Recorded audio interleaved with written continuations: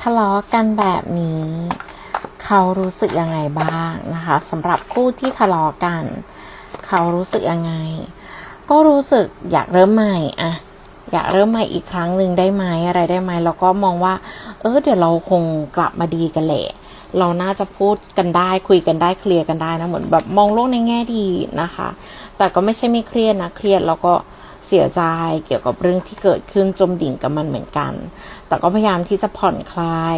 พยายามที่จะไม่คิดมากนะคะกับปัญหาที่เกิดขึ้นเนาะแล้วก็มองว่าคิดว่าเดี๋ยวเราคงจะแบบว่ากลับมาดูแลเอาใจใส่กันอีกครั้งหนึ่งก็น่าจะกลับมาแฮปปี้กันนะคิดอยากจะมาทำดีให้กับคุณแหละนะคะแต่ก็รู้สึกว่าอยากจะให้เราพักเรื่องที่มีปัญหากันไว้ก่อนนะคะพอเราอารมณ์ดีๆแล้วค่อยกลับมาคุยกันใหม่อะไรกันใหม่อะไรประมาณเนี้ยนะคะ